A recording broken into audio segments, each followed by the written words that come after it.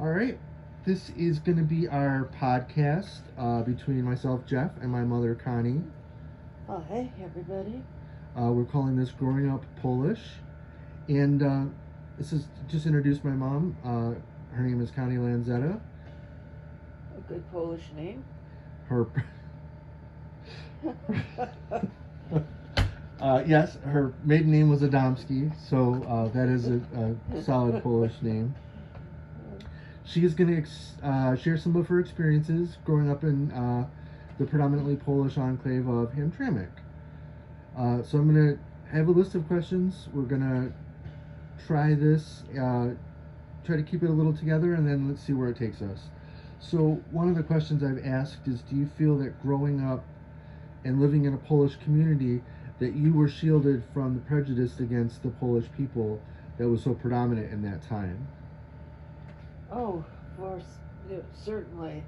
Uh, Hard to believe the number of Polish jokes that were told on television, let alone amongst people.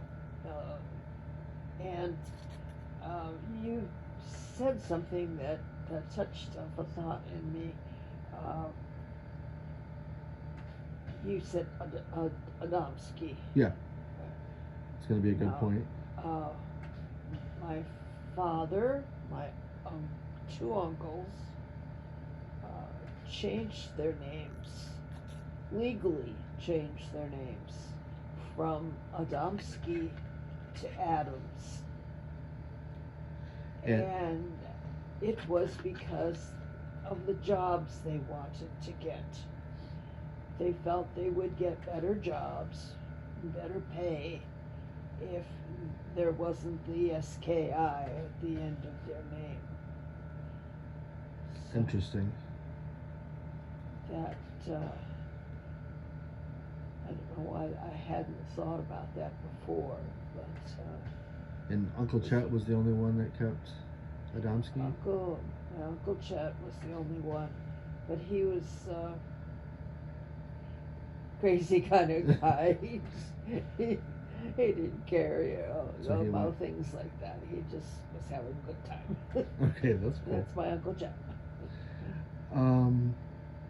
And then just what we talked about, like as a child, just from my experience of going to Hamtramck, I remember you bought me a Polish Prince shirt, and I thought it was the coolest thing with the Polish eagle on it. It's red, like as a kid you think that's pretty cool, and I'm wearing it around the neighborhood, and the kids are making fun of me.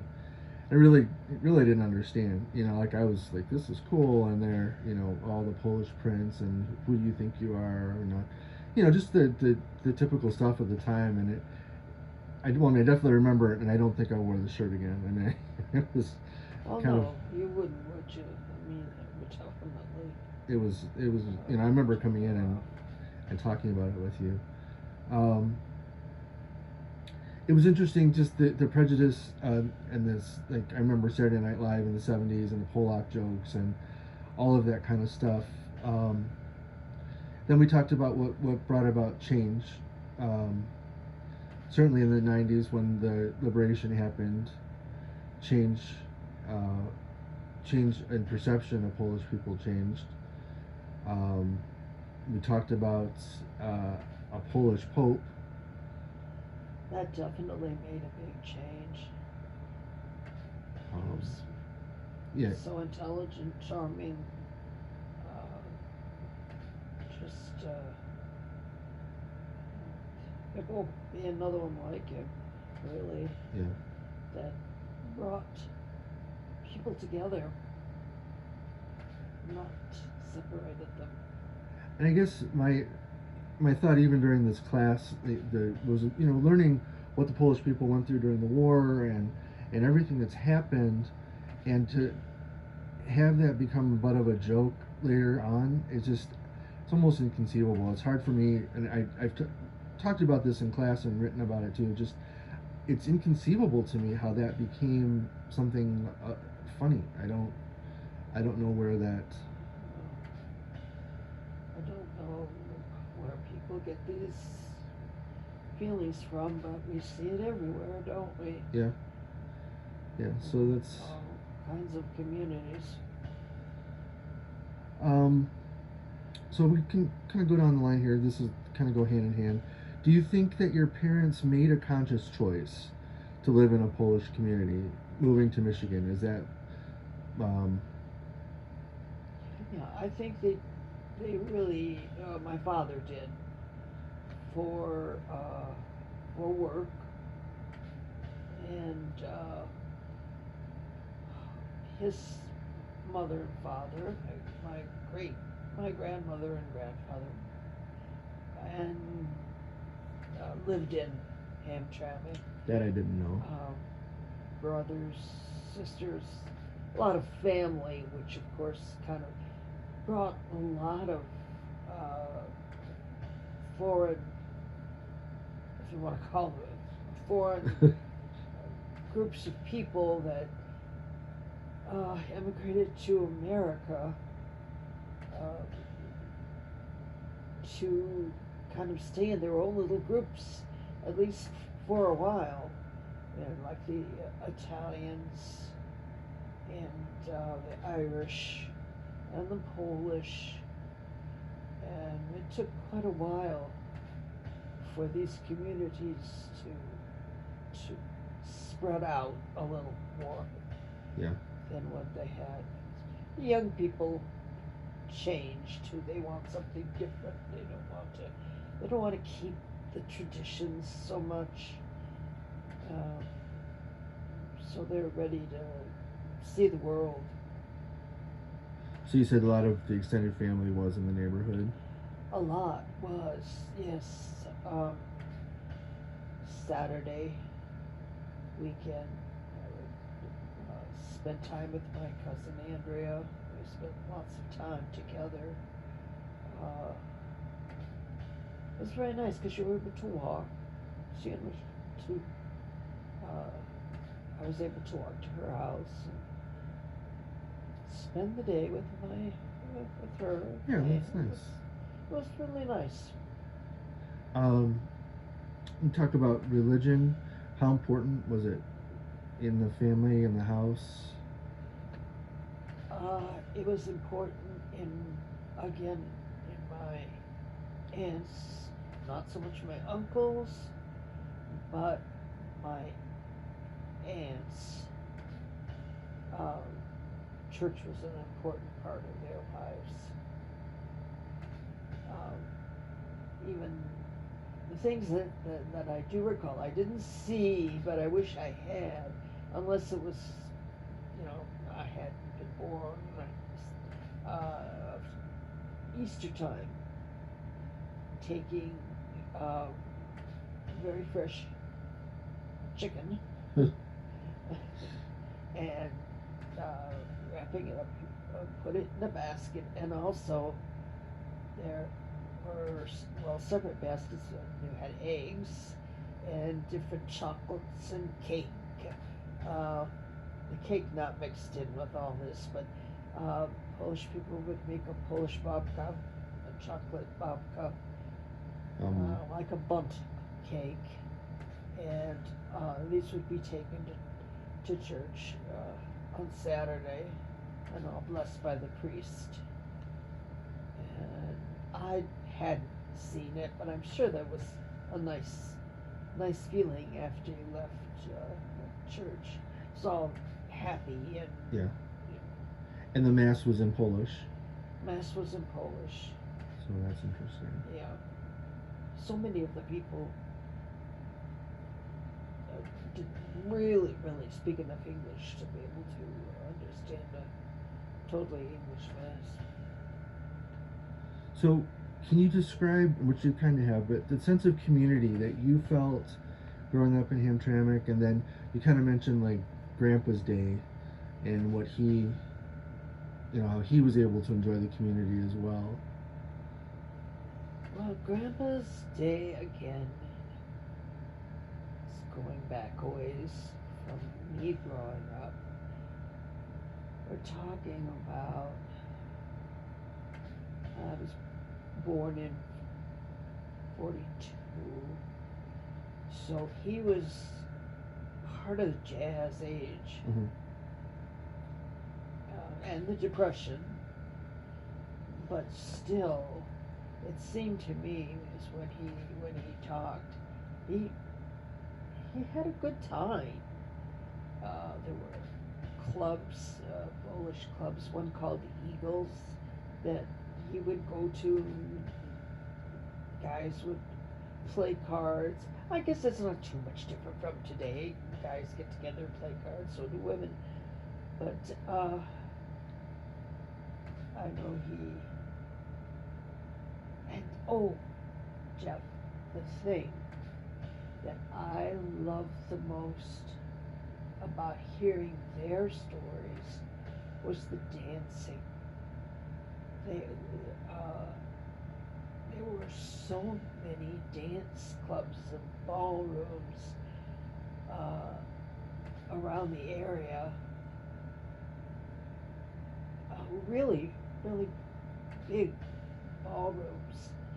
And my mother would say, "Oh, I would come till my feet would drop off." Dance and dance and dance. And when you saw my mother and father and her family and my Uncle Chet, who somehow inexplicably spent part of the war, World War II, in South America.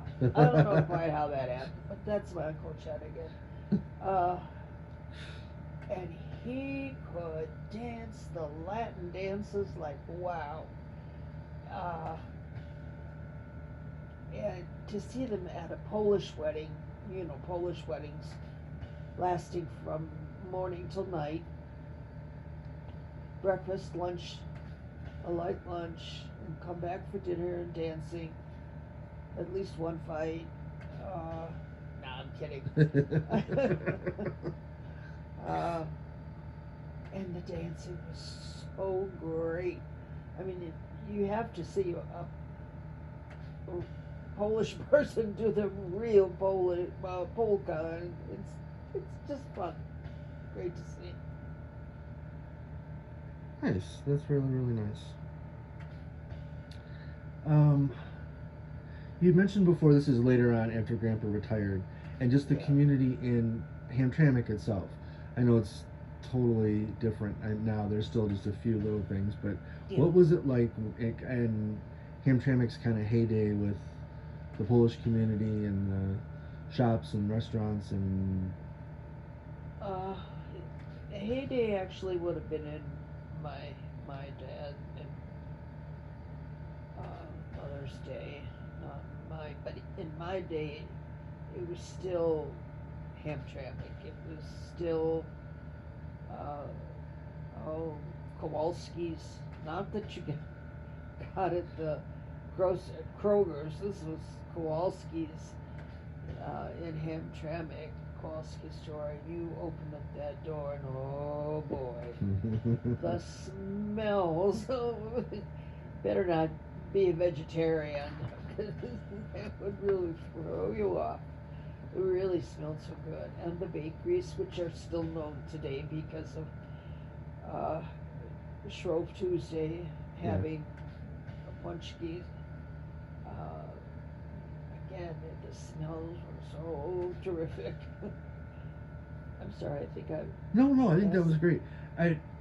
This is just also like, what was it like for you and Grandma really, to bring me as a child to Hamtramck? Was that something important to kind of show me a little bit of It was. the heritage and? It was, because it was still Hamtramck. These communities, it's just inevitable. They change. It's always inevitable. So this was kind of before it became not a Polish community anymore. Yeah, and it was fun to show you some. Well, I sure remember New Palace Bakery and all of those. Yeah, of course you would. And that stuff. And the nothing like a Polish donut. going to Polish Village for lunch. Oh yeah, Polish Village. Wonderful. soups. And, Yeah. Thank goodness that's still there. I hope it is. You know, it's been a little bit, but I think it's still there. That's definitely part of the community. Okay, I so think you enjoyed that too. oh, I did for sure, for sure. City chicken was life, you know. Still is. Okay, so we're gonna kind of just transition with into some fun things. And what were the holidays like?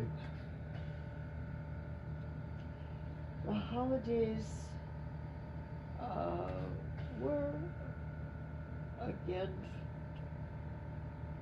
quite traditional in that the food and we had one tradition where you have a wafer. Um, like in the Catholic Church, you Mhm. break off a piece of wafer at, oh my goodness, what is it? I can't think of For communion? it. No, when you have, oh, I forget what it's right. You break off a piece of the wafer, and the person that handed it to you would ask you what you wish for the coming Oh, year. that's nice. Yeah. And everyone went around the table. Everyone gave their opinion or gave their feelings to what they would like, or how they would like the new year to be. And I always thought that was so nice. Yeah, that's really nice. How about some of the festivals? I know we have that picture of Grandma with the big strawberry. Uh, Yeah, what? they had. I remember. Well, this wasn't Hamtramck, but it was Polish. Uh, the festivals along the riverfront. Mm-hmm. Oh, those were nice. All different ethnic groups. Really, really, really nice. And a lot of them did a really great job of showing their ethnicity and what made them special. Mm-hmm. And it was fun. The Polish people always did a nice job, and it kind of made, and again, I'm pretty proud of all this. Yeah, that's nice. Yeah. Okay, so this was one of our favorite parts of class was to talk about the food. Oh And yeah. so I've got my questions here. So I stated it like this. And most importantly, tell me about the food. Who was the best cook in the family? Oh, there were two. My grandma Adamski was the worst. I mean, she was the worst. This is, remember, she came from Poland. You had to do with what Right. you had, and it wasn't very much at times. So she would like save the bacon grease, which people do, and we still do today. But I just always thought, ooh, I didn't like that idea very much. But you said what was good. Yeah. Well, my Auntie Helen made an apple pie that, which is, again, we're not talking Polish, are we? Incredible. But the soups that she made, just, I don't know, whatever she did, whether it was kapusta, or which is a cabbage soup, Mm-hmm. um, best chicken soup, but the best was my Auntie Honey. And oh, I tell this story so many times, but it still makes me laugh every time I do. Pierogies are hard to make. Well, Mm-hmm.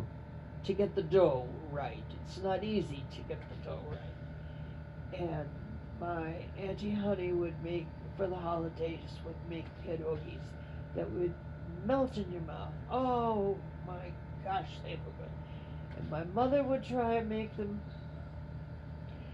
and she said they were like hockey pucks. You could throw them and break a window. And she was a good cook. She really was a wonderful cook. But when it came to pierogies, go find Auntie And get her pierogi. Yeah, get hers. Yeah, I used to like it too. They would but again, people do this too. But it's special to me. My mother and some of her friends would get together and make fruitcake, and at the end of the fruitcake, after it bakes, you put a little bit of scotch or whiskey on it. So my mom and one of her friends, Stella Kowecki, would sit down. Oh boy. And dip in. Have a little bit of. Well, fruitcake has to marinate. Yeah. And they got a little marinade. It was very fun. Not just funny. Yeah, cute. Between the two. Yeah, the food was always in it. Every year, one sister-in-law would take over for having Christmas dinner and Easter too. Easter was another time that was Special. always such lovely food, really. So it brings back a lot of nice memories. Well, I have here. We're gonna start closing it up and take it. I'm gonna take it a little bit back to Hamtramck and what Hamtramck is today, and just I know there was a lot of changes, and one of the questions I had was, how did Grandma feel about the change in Hamtramck, like after you guys moved out and then came back?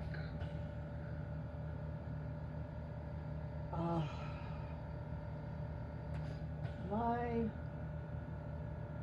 father wanted me to go to, at the time, a more prestigious high school. I probably should have gone. Prestigious high school than Hamtramck High. And we moved from Hamtramck primarily northeast side of Detroit, and I went to Redford High School, and they were happy. Well, I went to junior high school to Copernicus, but well, that was in Hamtramck, Copernicus. Copernicus was in. But then my father and mother wanted me to go to what they felt was a better high school, that I would get a better education, and that was Redford High School, where we happened to end up. And that's so it was conscious on that level. I think my father, maybe not so much my mother, but I think my father could have just stayed in Hamtramck and been happy.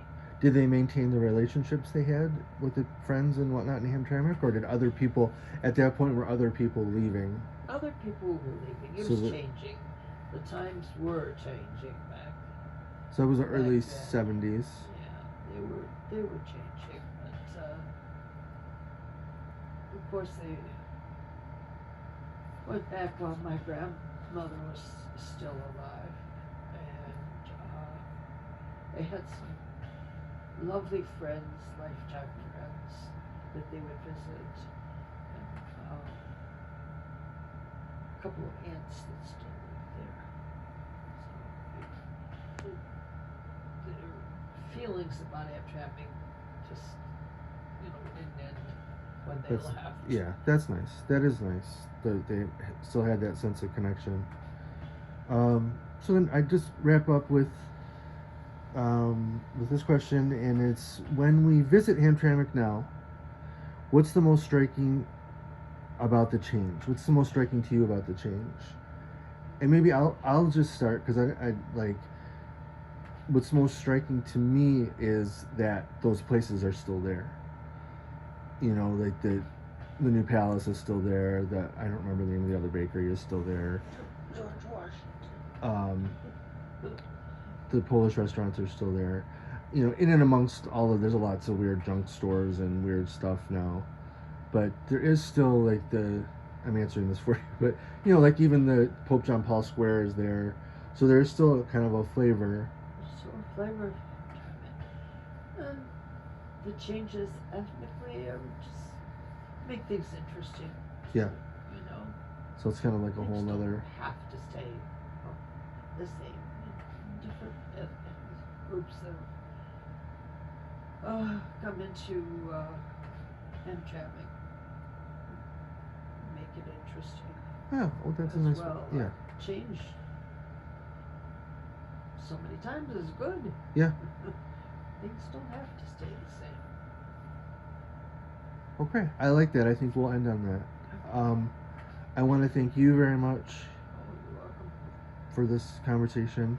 I want to thank you, Professor Mueller, for allowing us the time Yes, to do this. Jeff had such lovely things to say about you. Yes, and can't wait to meet you in person finally. So, thank you so much for an incredible class. And this was I'm gonna cherish this conversation that we had. It was a nice time. So thank you for everything, and I will upload this and get this to you soon. Thank you. Bye.